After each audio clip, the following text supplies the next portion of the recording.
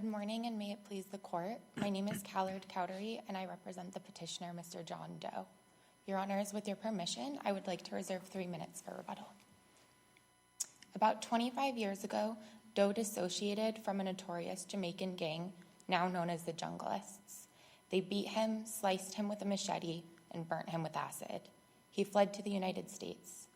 But in 2023, when the Junglists learned he would soon be deported, they reignited their vengeance, burning down the home he inherited in Jamaica and murdering his cousin for challenging the gang's ongoing threat against Doe. What was the basis for saying that the gang learned that he was returning to Jamaica or that he had been released from custody? Where was that? What in the record supported that, or how they determined that? Doe provided testimony in his initial proceedings about how he had heard from family members back in Jamaica that his imminent release date from prison was being circulated throughout the neighborhood. This is corroborated by the expert testimony the expert report that was later submitted with the motion to remand, which stated that Jamaica is a small community and information circulates widely there. Moreover, he later provided evidence that his release date was publicly listed online for when he would be released. So there's a difference between being released from custody for his conviction and his immigration status. And I thought I understood that there was some suggestion that gang members in Jamaica would also know his immigration status. And it wasn't clear to me how they would know that. Correct, Your Honor. It is independent. However, because the Jamaican gangs do monitor individuals who are deported back to Jamaica, they have awareness that individuals who are committed of crimes are then put into deportation proceedings, and their deportation is seen as imminent. And this is evidenced by the evidence in the record, both through Doe's testimony as well as through letters from his family in Jamaica who attest to the fact that it was circulating in the neighborhood where Doe is from. Well, they were saying it was circulating that he'd been released from prison, but I don't know that there's any database online that you could check to see somebody's immigration status. So it seemed pretty speculative that they would know what his immigration status was or if he was being returned to Jamaica. And I thought you were relying on expert testimony to suggest that through corruption through the government that information would be released when he actually returned to the country. But that's a different matter than testimony from him or his family. Correct, Your Honor. There are multiple grounds on which we rest. There is the testimony from him. There's testimony from his family who spoke to the active knowledge they heard in the community of the Junglists who saw him as being deported. And then additionally, there is expert testimony that explains that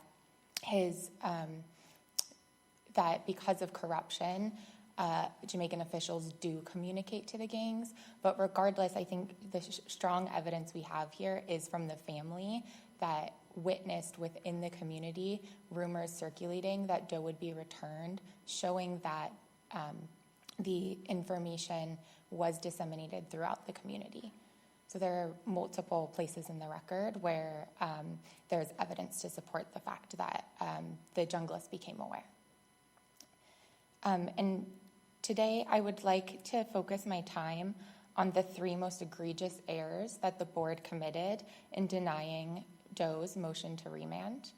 First, the board did not provide a reasoned explanation for failing to consider the expert's testimony. Second, the board applied the wrong standard when denying the motion to remand based on ineffective assistance of counsel. And third, the board applied the wrong standard again in denying the motion to remand based on new evidence. Turning to my first point, I would like to address a dispositive, egregious legal error committed by the board. The board provided no reasoned explanation for failing to address the country conditions expert testimony. CAT's implementing regulations require all evidence to be considered. This court has consistently and repeatedly ordered remand whenever the board fails to give reasoned consideration to potentially dispositive evidence. This occurred, just to name a few published examples, in Ine, Cole, Aguilar Ramos, Camalthus, and Encarnacion recently. This board has also said that when it comes to expert testimony, if the board rejects it, the board must state why it was insufficient and give a reasoned explanation. And even the board itself requires explicitly addressing expert testimony before rejecting it. And that comes from their decision in matter of MAMZ. And here, the board said nothing regarding the expert testimony. In their briefing, the government attempts to justify this by pointing to the fact that the board referenced the expert testimony when it summarized evidence Doe asserted his prior counsel should have filed. But the board made no direct reference to the report that was actually submitted. And again, even if this court finds that mentioning expert testimony occurred, board's precedent and this court's precedent say that's not enough. There must be a reasoned explanation, especially here where the board was required to accept the expert's contentions as true unless they were inherently unbelievable. I'll note here that the expert findings are clearly dispositive. Dr. Damian Blake boasts at least 20 years of research relating to Jamaica, as well as authoring numerous publications regarding politics, society, and violent actors in Jamaica. He provided a thorough, reasoned, and particular analysis as to Doe, spanning 33 pages. As to the likelihood of torture that Doe faces, Dr. Blake specifically found that Doe has a high and more likely than not risk of deadly violence in Jamaica. That's on. This expert report was the new one, right? I guess submitted as new evidence with the IAC motion, the two motions to remand. That's correct, Your Honor. And the BIA opinion does refer to new evidence being submitted, so maybe it doesn't explicitly mention the expert by name, but then it does address that Doe has presented new evidence and then explains why the BIA does not feel it's adequate here. So I mean, it looks like it did address the merits of it. Well, Your Honor, while it may have addressed the merits in general and provided a general summary of that it considered the evidence before it, a catch-all phrase cannot stand if there is any evidence that any evidence within the record that particular evidence was not considered. And this court has found, as I mentioned, in numerous cases where there is any indication that the evidence was not considered, that constitutes an abuse of discretion and is legal error. And here, Dr. Damian Blake's report is clearly dispositive. He made a finding, as I stated, that Doe has a high and more likely than not risk of deadly violence in Jamaica. And to acquiescence, he found that the Jamaican police would likely turn a blind eye or acquiesce to any torture that Doe might experience. So just the fact that the board never stated any reason for not considering the report, testimony of an expert that speaks directly to the torture that Doe will experience and that has never been reviewed by a fact finder, that's enough for remand. And this alone, regardless of any other issue before the court today, necessitates remand. And what is the specific new evidence about the acquiescence issue? I mean, it seems like it's kind of similar to what was presented before. The evidence on acquiescence introduces an additional element that was not presented at Doe's initial CAT hearing. The expert explains in detail how individuals like Doe himself, who are deportees and who have prior convictions, are treated differently by the Jamaican police. They are seen as what Dr. Blake refers to as waste men, and they are not seen as worthy of protection and often become a target for violence by the police themselves. So this is an entirely new reason for acquiescence that was not addressed at all by the board and was not presented at the lower court. Additionally, Dr. Blake, as well as country conditions evidence, shows that there's direct collusion between the gangs and the police in Jamaica, as well as corruption, which further supports the acquiescence analysis and is akin to the evidence that's presented in cases that this court has also ordered remand in finding that the board construed the acquiescence standard too narrowly. Well, that's still kind of similar to what was said before, which is conditions aren't great in Jamaica, but the government is still making some efforts. Maybe not up to standards here, but they are making some efforts. It seems like it's very duplicative or cumulative of what was presented before. Your Honor, what is not duplicative or cumulative is the argument, or is the evidence that Doe shares particular characteristics that will make the Jamaican police more likely than not to turn a blind eye to any harm that might befall him. So that is not cumulative. That did not appear in the initial proceedings. Additionally, the evidence that is submitted under a proper acquiescence analysis does show a likelihood of acquiescence, as this court had shown that, or has held that not just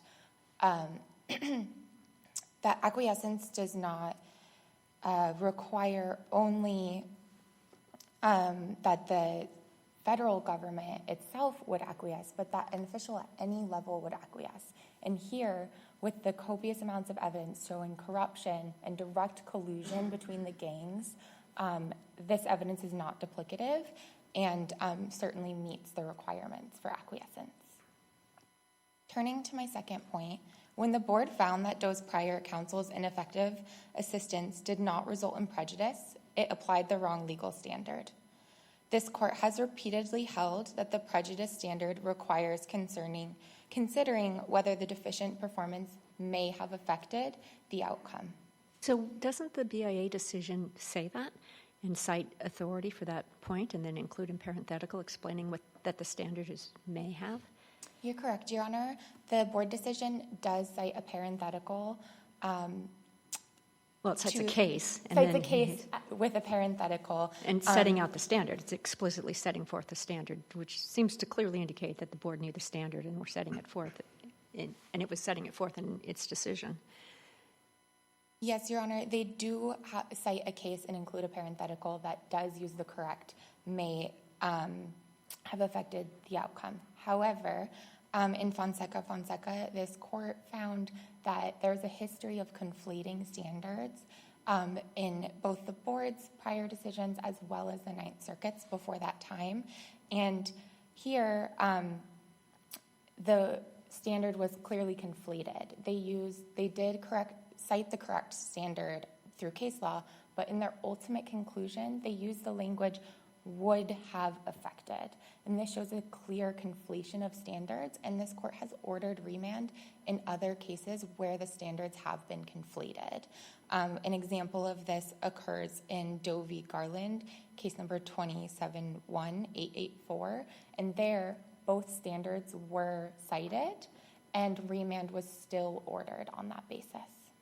You are under 3 minutes. Did you want to reserve time for rebuttal? Yes, I'd like to reserve the remainder of my time for rebuttal. Thank you, Your Honor.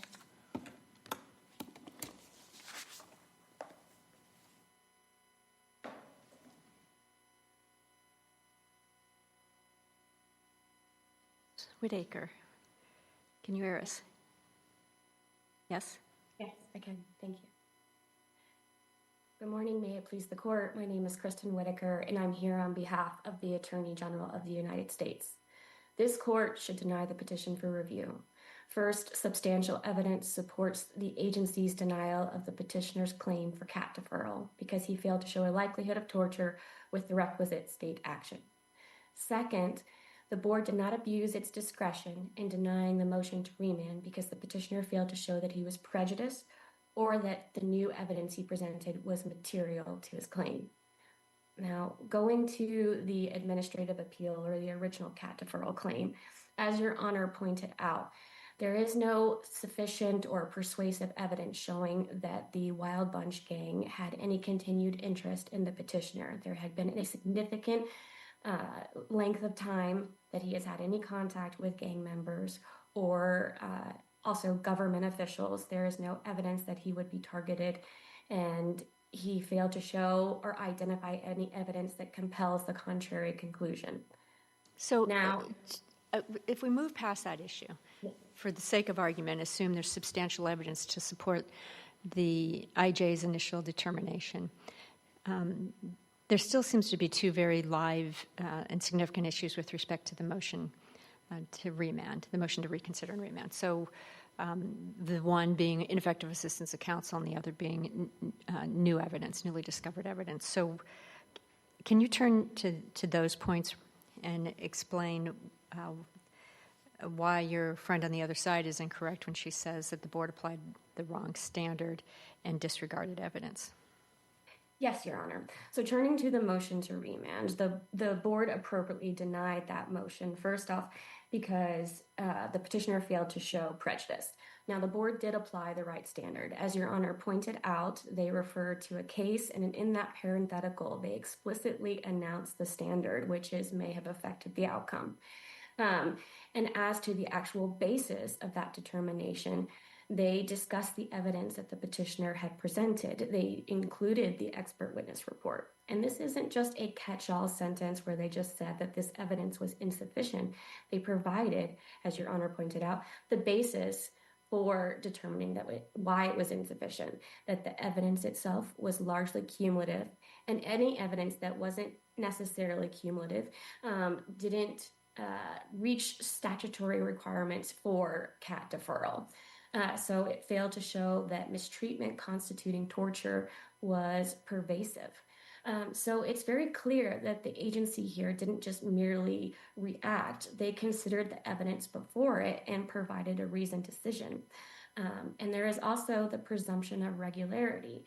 Now, I know that the petitioner has pointed out cases in which this court has found that the agency has failed to give the expert witness adequate attention. But in those cases, there are generally issues such as, there are mischaracterizations of the evidence. In for instance, the 28J, the letter, the case itself, there was issues with the immigration judge's evaluation of the expert report. There were just inaccuracies abound. So we don't have that here. The agency handled the evidence appropriately, and it gave a reasoned decision, and it applied the right standard. Granted, the concluding sentence did say would have. That's more about semantics. It's obvious that they're applying the standard, and even if there was an error there, it's harmless, and it would be futile to send it back to have the board then just say, we meant what we meant, we said the right standard, and we applied it. Now, as for the motion to remand for new evidence, the board also applied the right standard there. They applied the would likely have changed standard, and that's because it goes to materiality. Now, petitioner points out Fonseca and says that it should be a lower standard. However, Fonseca did not touch on materiality whatsoever. And it is important that materiality is separate because we look at motions to reopen and that they're disfavored, and that finality is, the most import here. And so when we're looking at materiality, we want to see that it affects the deficiency of the claim. And so this evidence, it doesn't affect the deficiency of the claim, because even if it's talking about, gang violence and the Wild Bunch, it doesn't touch whatsoever on state action. It doesn't go into how the government or a government official would torture the petitioner or acquiesce to that torture. And so he failed to sufficiently explain how it was material to his CAT deferral claim.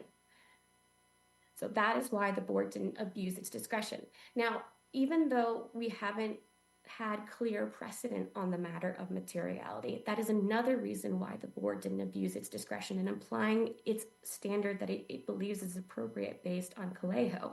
Because we don't have any precedent saying that it's wrong, it obviously can't be arbitrary. It's not capricious, and it's not contrary to the law. So the board didn't abuse its discretion applying the standard that it had before it. Does that answer Your Honor's questions in regards to the motion to remand? Well, there are two parts. So there's the part on ineffective assistance of counsel and then newly discovered evidence. Is your argument the same for both, or is there a distinction? Well, so there are different standards for the first part. For the ineffective assistance of counsel, it's the may have affected the outcome of the case. And so for the second part, the materiality is would likely change. So this court's precedent is already established in regards to the ineffective assistance of counsel. The court has established that it may have affected, but we don't have evidence that may have affected. If it is the same evidence, if it's cumulative, it can't plausibly affect it. And then also, if you have evidence, say, regarding prison conditions, but you don't show any specific intent to torture, then it plausibly cannot affect the claim, because that is a requisite to establish torture. So the evidence differs. So for the IAC claim, it's largely based on the expert declaration, Correct. which responds or appears to be an attempt to respond to the immigration judge's findings based on the passage of time, 20 years or so, since Mr. Doe had been in Jamaica and had interacted with the gangs. So then they had this ineffective assistance claim that prior counsel didn't present this information. And then on the newly discovered evidence, as I understand it, that is based on the murder of Mr. Doe's cousin, correct? That's correct. And they're completely separate. So we have this new evidence that could not have been presented by his counsel because it occurred after the fact. And so you have to show that it is material to the claim and that you have to reopen it. So he didn't show that it was material because he didn't show how it would have affected the acquiescence prong.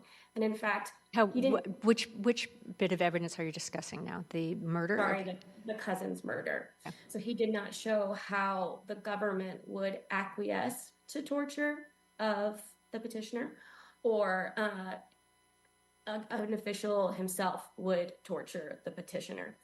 And even if you're looking at the cousin's murder, there is evidence there that the government was involved, that they not involved in the murder, but involved in investigating the murder. And there was a police report and they were following up. And so that clearly does not show acquiescence, that they're willfully blind to gang violence.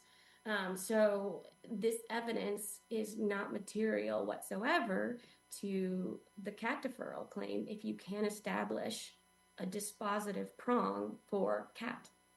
So circling back to the ineffective assistance of counsel claim, if we were to agree with your friend on the other side that it's at least confusing what standard the board applied, because they cite the correct standard, but then they use the concluding language would have. Does that mean that we should grant the petition and send it back to the BIA to reconsider or more clearly apply the correct standard?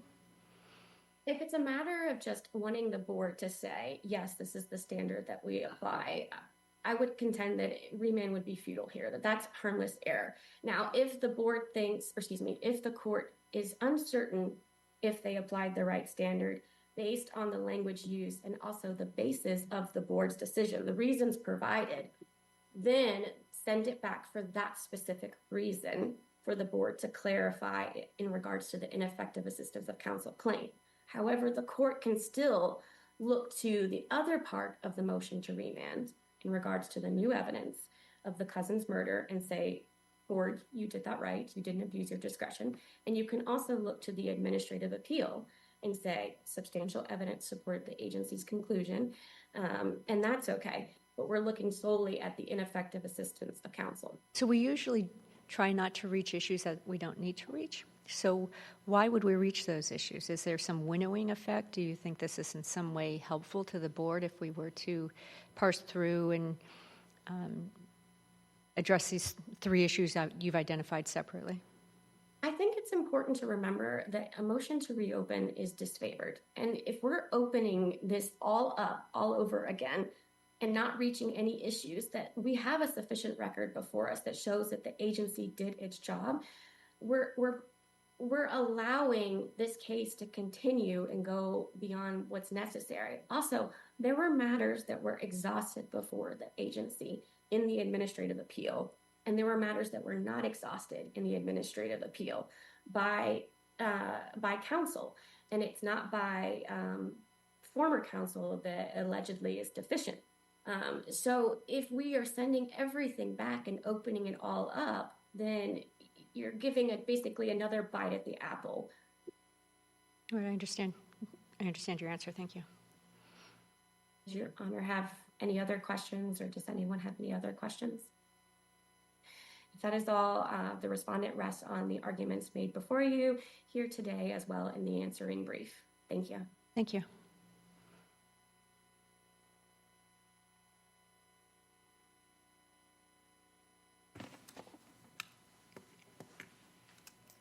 Your Honors, I would like to address two main points quickly on rebuttal.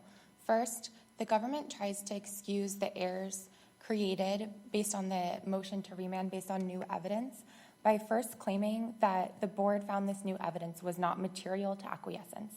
However, this is not true.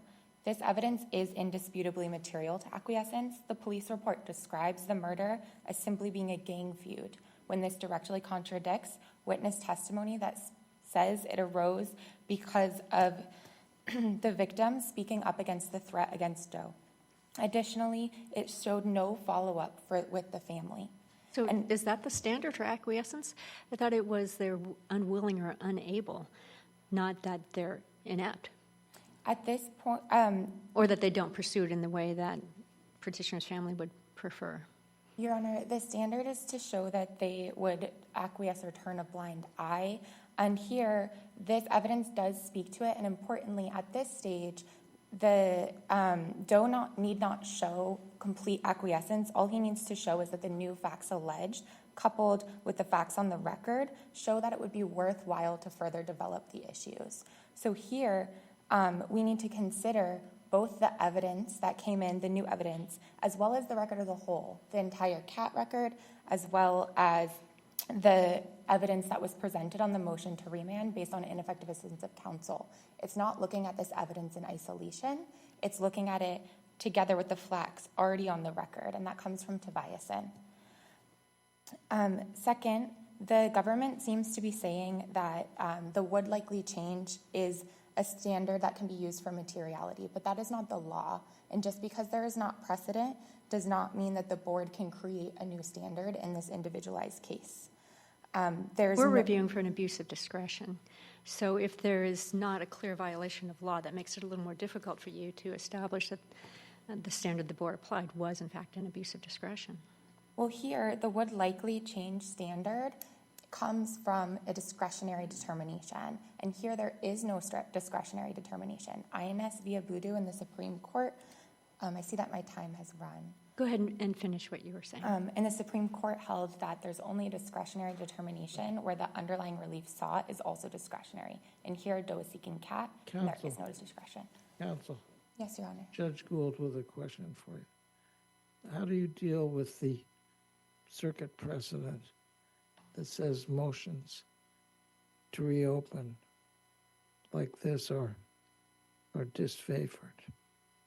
Well, Your Honor, here, first, the motion to remand based on ineffective assistance of counsel, Doe deserves to have a day in court in which he was not prevented from putting forth his entire case. So while they may be disfavored, they were specifically created by Congress to allow petitioners in situations like Doe to seek reopening. And that is the case both on the ineffective assistance as well as based on the new evidence that occurred after his hearing. Okay, thank you. Thank you, Your Honors. All right, thank you. Counsel, thank you both for your arguments this morning. They were very helpful, and this case is submitted.